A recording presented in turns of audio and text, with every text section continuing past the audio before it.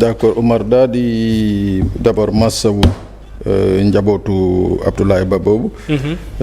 di leen jaal kii nga xam ne moo fi jógee di jaal ko également toute la communauté estudiantine du Sénégal. di wax rek c'est un fait vraiment extrêmement regrettable que ñu naan Sénégal encore voilà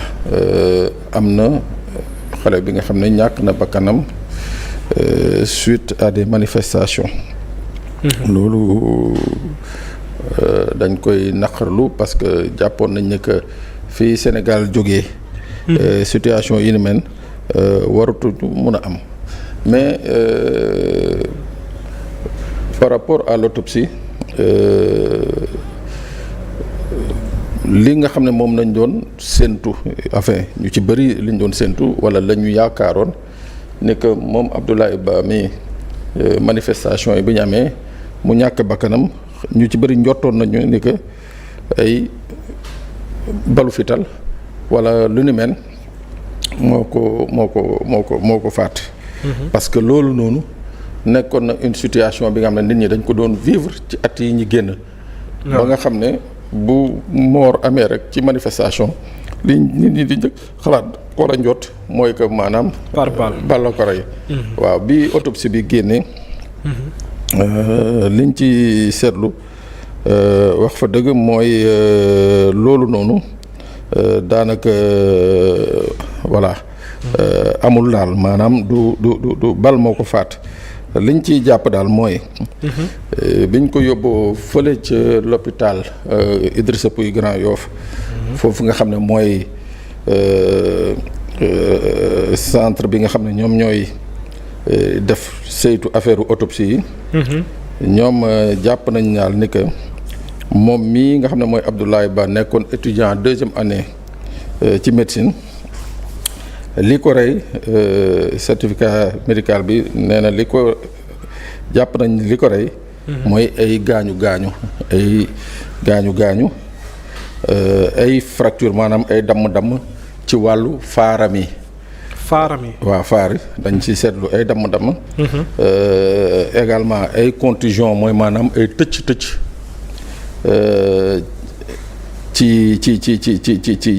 ci yaram bi. ak liñ naan hémorragie ak maanaam ay gaañu yeneen gaañu yi nga xam ne ñu ngi koy gis ci wàllu rein yi. ak ci wàllu dënn bi ak ci wàllu bopp bi. donc loolu daal la ñu jàpp ni que loolu moom mooy li nga xam ne moom moo indi mu faatu. conclusion yi nag maanaam ba ñu gësee seetloo loolu ba pare. la ñu jàpp gum nee nañu loolu mun na doon daanu bu metti mooy maanaam jógee ci kaw daanu loolu mun na doon cause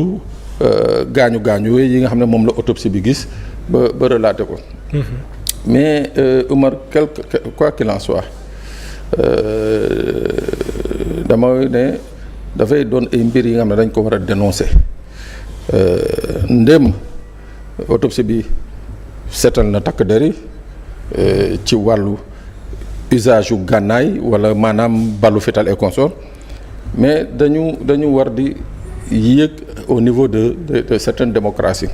notamment occidentales yi nga xam ne rarement nga fay dégg je dis exceptionnellement soo jëlee cas wu France par exemple je crois que dernier mort bu ñu enregistré bu jege manifestation c'était en 2012 la ñu am ku gaañu te newul woon ci biir manifestation bi mais bokkoon na ci maanaam ci circonstances yi mu dee mun nañ ko boole ci manifestation yi parce que waaw ay gaz la nooyi gaz yooyu jural ko dee donc loolu dafa doon li nga xam ne dañ ko war séntu xaar ko fii suñu dëkk loolu mooy benn bi ñaar mooy situation bi nga xam ne moo jur manifestation yi Omar il faut ñu taxaw ci wax ci tamit il faut ñu taxaw wax ci mooy que nguur gi dafa am la nga xam ne daf ko jaayoon Sénégalais yi particulièrement étudiants yi te ba ñu egsee ba léegi ñu ci bëri ñu ngi toog di xaar di seet ndem loolu la ñu dégle woon daañ ko mën a passé dañ ko mën a indi daañ ko mën a pratiquer benn muy wàllu réduction du train de vie de l'État boo ko xoolee la fi nekkoon moo fi nekk ba tey ji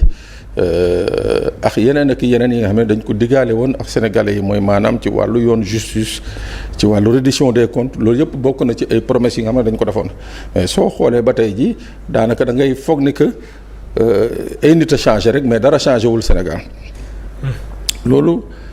boo gisee ma tàmmalee foofu parce que étudiants yi si seen mbëbët si seen i doléance ñoom dañu jàpp ni que lii nga xam ne moo di seen bourse mooy payoor yi ñu leen di jox. nguur gi da koo bëgg a wàññi. ndéem sax dégguma ci communication nguur gi ñu ne dañ koy wàññi mais perception bi nga xam ne bi ci étudiants yi am mooy que dañ ko bëgg a wàññi loolu ci jamono yi ñu nekk bu dee perception boobu nguur gi da ko bàyyi mu évoluer te bu ko bàyyi mu évoluer mooy parce que y a un déficit de communication. parce que maa ngi koy wax sànq ci suba Umar lépp looy def pour nit te boolewoo ko ci mooy nit ki moom am na sañ-sañ jàpp ni que la ngay def. bokku ci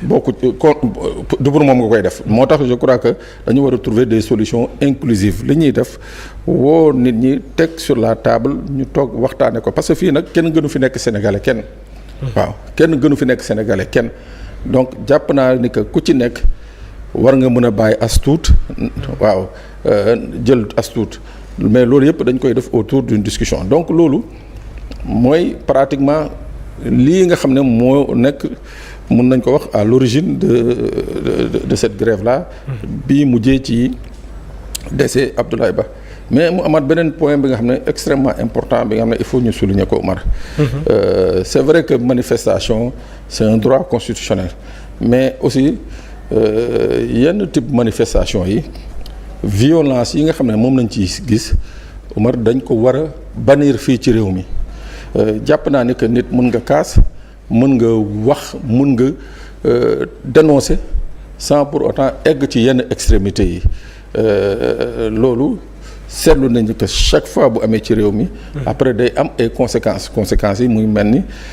nit di ci ñàkk bakkanam wala destruction de biens publics loolu yëpp mu ngi ci même de destruction de biens privés parce que oto Omar buy jàll nga génnee Omar taal oto bi mais yaa ngi lor Omar parce que xamoo nan la amee oto bi ainsi de suite moo tax ma ne y a tout un ensemble bi nga xam ne tey jii nguur gi lii dafa war a nekk occasion mu poser des jalons pour des négociations consensuelles et inclusives mooy maanaam nañu fexe ba nga xam ne tous les acteurs ku ci nekk am ci ton mot à dire ku ci nekk indi ta part de solution bu ñu ko defee yaakaar naa situation yi nu mel même bu amatee yenn violence yi nga xam ne mooy am du am te Omar aussi dafa am benn affaire bi nga xam ne tamit il faut le dire. Souvent moi je le dis dans certaines séances de training je dis ñun souvent dañuy jàpp ni que voilà les gens fii ne sont pas violents pourtant Omar c'est cette violence souvent qui fait que on fait face violence bi nga xam ne moom la manifestants yi di teg sur le terrain mooy jur lu bëri ci yenn kii c'est pas pour dédouaner les forces de l'ordre c'est pas pour les dédouaner mais je dis que encore une fois on est dans une société bi nga xam ne ñii di takk der yi dañu am une mission ñun citoyens yi dañu am li nga xam ne constitution bi moo ñu ko may mooy le droit de manifester mais ñaar yooyu mënuma Umar dañu war a fexe ba di méngale di ko def de telle sorte que ñii daañu mën a exercer librement seen droit ñii mën a exercer également normalement seen mission quoi. su ma la déggee mooy def manifestation wala boog manifester dafa nekk benn droit constitutionnel. ku ci nekk am nga sañ-sañu manifester sa naqar. ci geneen wàll gi ñoom li tax ñu teg leen wala boog ñu leen di fay mooy l'ordre public. mooy maanaam mais ci naka parce que maintien de l'ordre la ñuy wax wala rétablissement de l'ordre mais li ñu gis université est-ce que mën nañ ko méngalee ak li nga xam ne mooy maintien de l'ordre parce que am na ay vidéo yuy génn de la voilà fu ci ñaari camps yëpp violence bi. ci ñaari camps xam nga takk der bi. waaw sa mission mooy que l'ordre public règne. mooy maanaam Omar bu dee manifester ok na manifester mais man takk der bi dinaa fexe ba que Omar buy manifester Mohamed mun a dem doxi soxlaam jaaykat bi mun a ubbi boutique-am yaay ngóone bi di jaay restaurant mun a ubbi restaurant am jaay kii nga xam ne mooy yóbbu malade mun a yóbbu malade c'est-à-dire en fait c'est un ensemble maanaam c'est trouver le juste milieu mais yaa ngi wax sànq ci vidéo yi nga xam ne ñu ngi koy wane effectivement mooy violence bi ma la doon wax c'est-à-dire que soo xoolee et je le dis malheureusement il y a eu mort d'homme malheureusement mais soo xoolee l'évolution depuis un certain temps ci takk der yi seen taxawaay ci wàllu maintien de l'ordre wala rétablissement de l'ordre da ngay sentir ni que y a vraiment des avancées mooy maanaam ñi ngi fexe nu ñu gën a respecter les droits humains mooy maanaam fexe ba nga xam ne buy manifestation di am ñu bañ a egg à certaines extrémités malheureusement yaa ngi koy wax il y a des vidéos qui sont virales am na ci ay scènes yi nga xam ne ñu ngi gis ay takk der di ko def yooyu c'est des scènes yi nga xam ne qu'il faut bannir de ce pays là waaw parce que maintien de l'ordre nga fekk ay moto jàmbur di pousse di daaneel. loolu bokku ci. loolu moom bokku ci. waaw loolu moom il faut dire la vérité et souvent nga gis yenn agissement yi également jàpp nit ku ci nekk di dóor ku ci nekk di koŋ loolu effectivement c'est des pratiques yi nga xam ne tamit à dénoncer mais dans l'ensemble ce qu'il faut retenir mooy que il y a une nette évolution maa ngi koy wax keroog sur la doctrine du maintien de l'ordre actuellement au Sénégal nit ñi ñu ngi def des efforts vraiment conséquents pour que ay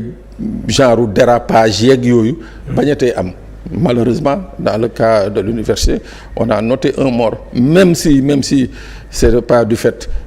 d'un projectile mais au moins je crois que c'est des trucs yi nga xam ne si les affrontements n'étaient pas aussi violents je crois qu'on pouvait éviter ce type de trucs. En tout cas wax nga ko léegi lu am solo la ki nga xam ne mooy Abdoulaye Ba du bal moo ko rey mais tamit ni ñu gisee autopsie bi moom dóor yi bu dee dóor am na dóor yu métti la parce que ñu ngi ñuy wax dafa daanu ñii naan ay dóor yu nga xam ne yu métti la ay torture la loolu xam naa ne enquête dina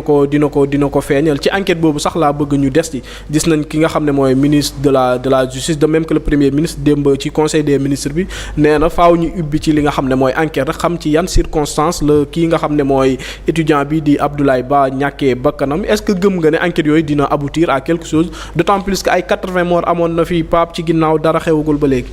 waaw c'est un peu nag ce qui est loolu moo ci gën a décourageant c'est-à-dire boo xoolee que y a 2 ans ci gannaaw. on parlait de 80 et poussières morts lors de manifestations te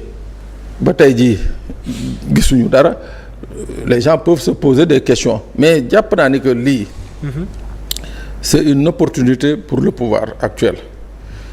wane ni que dañu nekk ci logique gu leeral parce que tey ñoom ils ont plus à gagner leeral mbiru lii nga xam ne mooy la mort de Abdoulaye Ba parce que jéem a camoufler wala jéem a naxasal mooy yokk suspicion bi dans la mesure où déjà comme tu l'as dit beaucoup avancent la thèse ñii naan dañ ko dóor ñii naan lii ñii naan laa mais donc tey jii bu ñu avancer dans l'enquête dana permettre ñu xam si effectivement c'est à l'issue d'une chute boobu ñu xool lan moo tax moom il a préféré passer par les fenêtres et non pas par les escaliers donc loolu yëpp day nekk un ensemble bi nga xam ne dana mën a leeral ba pare de renforcer jàppale les forces de l'ordre pour que prochaine fois yenn manifestation yi bu amee ñu xam nuñ koy aborder sans pour autant pousser les gens à des extrêmes comme du tëb et quatrième et mais ça aussi je dis ça aussi ça requiert une responsabilité des manifestants moo xam étudiants moo xam ku mu munti doon ci mbedd bi takk der bi du sa noon tu vois c'est un Sénégalais comme toi c'est un Sénégalais bi nga xam ne barki Demba Ndiaye mu ngi woon ci université bi xam naa jógee fa ñëw choisir ce boulot donc on doit quand même assainir les relations assainir faire en sorte que le contrat moral qui lie les forces de sécurité les forces de défense et de sécurité aux populations mu nekk un contrat bi nga xam ne qui est sain waaw qui est sain mu bañ a am animosité tout en acceptant que aussi de temps en temps ci genre manifestation yi c'est tout à fait il est tout à fait attendu que mu am ay dérapage mu am ku jàpp voilà ne que nii laa ko war a doxale ñii jàpp ni que war nañu mën a jël grenade wala cocktail molotov sànni ko takk der parce que takk der yaa ngi leen di dóor grenade mais c'est attendu dañ koy prévoir mais c'est à bannir c'est à bannir parce que cocktail molotov bi nga xam ne boo ko jëlee taal ko sànni ko ci oto je dis même pas net soo ko sànnee ci oto boobu ñëw dans la leer ne que day exploser ñàkk na boromam ñàkk na mais imagine loolu boo ko sànnee ci nit ou bien nga sànni ko ci oto bi nga xam ne ay nit ngi ci biir donc yooyu vraiment je dis que Oumar genre type de manifestation yooyu dañ ko war a éradiquer au Sénégal donc dogguma la sax Pape mais yow yaa ko annoncé sax muy wàllum cocktail molotov gis nañ benn grenade bu am ku doon manipuler malheureusement mu explosé ci boppam gis nañ avant li nga xam ne mooy manifestation yi le premier ministre di wax que am na ñuy influencer di manipuler li nga xam ne mooy les étudiants jëm nga ne influence extérieure mën na jógee feneen ñëw dugg ci biir li nga xam ne mooy campus bi manipuler li nga xam ne mooy ay étudiants loolu day faral di am. Omar écoute c'est pas à écarter c'est-à-dire il faut que ñun qu'on soit logique conséquent mooy lan mooy que l'université fii ça a été de tout le temps un lieu de contestation c'est-à-dire naturellement l'université est un lieu de contestation léegi nag ci biir université boobu mu am ci ay magum jëm yi nga xam ne qui ont décidé d'adhérer à des partis politiques parce que voilà par convenance ou bien par idéologie parti bi moom nañu gëm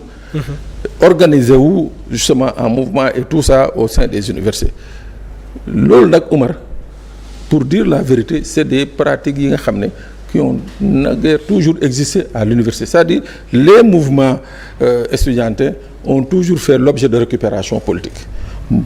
les muy moo xam ñi nekk ci opposition bi moo xam ñi nekk ci nguur gi ku ci nekk da nga activer ces leviers mooy maanaam ñi nga xam ne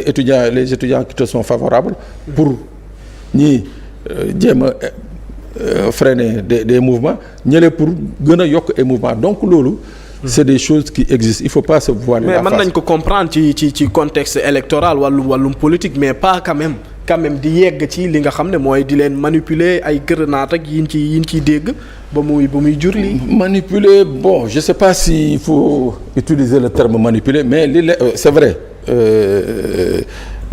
li ci yéeme effectivement mooy ñu naan fekk nañu ay étudiants. ak ay grenades. Omar les grenades fii Sénégal. su weesoo takk der amu fi benn entité bu ñu autorisé nga yoree grenade alors ñu ne la université jàpp nañu benn étudiant bi nga xam ne da doon manipuler as grenade bi tas ci loxoom muy benn ñaar ñu ne fële ci commissariat point E benn étudiant moo fa ñëw nuitamment ne leen moom dafa gis foofu ci université bi ay nit yuy yore ay grenades commissaire u point E déplacé wu yebal ay nit dem effectivement ay nit yi nga xam ne dañoo civilu dem effectivement ba fekk fa grenade daal di jël mais Oumar loolu bu amee ci université ay fan yu yàggul dara waa COUD le DG du COUD à travers un communiqué monsieur Ndéna Mbodj ñoom régulièrement dañuy def ay opération daal di gis ni que ci néeg yu bëri ak ruq-ruq yu bëri ci université bi dañ fa fekk ay gànnaay yi nga xam ne des armes blanches yu mel ni ay jaasi yu mel ni ay paaka yu mel ni ay gourdin mais Oumar man je ne comprends pas peut-être que je suis assez démodé mais man comprendre man nan laay mën a dem di jàngi naan damay uti xam-xam ba pare di yóbbaale ay jaasi di yóbbaale ay jaasi ay paaka wala ay gourdin je crois que c'est là où se trouve le nid, le lit de la violence, et c'est ça qu'il faut définitivement éradiquer à l'université. moo taxoon ma naan Oumar. Il faut pas qu'on ait peur des réformes. L'université tey dafa nekk un quartier, un grand quartier dans Dakar, comme un grand quartier à Ziguinchor, un grand quartier à Thiès, un grand quartier à Saint-Louis. Béréb bi nga xam ne 80 000 personnes ñoo fay daje. Je crois que c'est béréb boobu quel que soit le statut béréb boobu dafa dañ ko war a utal li ñuy wax benn entité buy gérer la sécurité. moo tax il faut aller vers une modernisation de nos universités. mënuñu dajale 80 000 personnes ba pare daanaka sécurité bu fa nekk c'est une sécurité privée bi nga xam ne amuñu benn prérogative bi nga xam ne lu dul surveiller les voilà. te seen ay rapport sax waa COUD ak étudiants yi moom xam nañ ñu mu demee. moo tax nag il faut aller vers la création d'un commissariat universitaire mu implanté wu à l'intérieur du campus di mën a veiller justement à certaines choses loolu moo mën a tax sunu université yi jàmm mun fa am mais mënuñu jël 80 000 personnes baale leen ci benn bërëb bàyyi leen la liberté de tout faire de tout maa ngi dégg keroog xaw ma kat moo ko doon wax régulièrement descente yi fay am yamba gi ñu fay jàpp drogue gi ñu fay jàpp et consort loolu je crois que même les étudiants ne doivent pas l'accepter. waaw les étudiants en premier ne doivent pas l'accepter dañ ci war a jàppale le COUD dañ ci war a jàppale également les autorités mais je dis que moi dans ce cas d'espèce les autorités doivent prendre leurs responsabilités instaurer après bien sûr les réformes yi nga xam ne moom la ñuy def instaurer ce qu'on appelle un commissariat. en tout cas étudiants yi sax leer na ma ne ñoom d'accorduñ ci loolu parce que li muy jur rek mooy voilà tas amical yeeg wala boog ñu suspendre ko gis nañ dogal bi nga xam ne ñoom jël nañ ko wala boog mi ngi nii élèves yi ak étudiants yi ñu ci bëri mënuñoo dem jàngi ji te yàpp naa ne nag kuy ñëw fii ci université bi sàkku xam-xam moo la andi. su amee ay nit yu nga xam ne tamit dañ fi nekk pour déranger.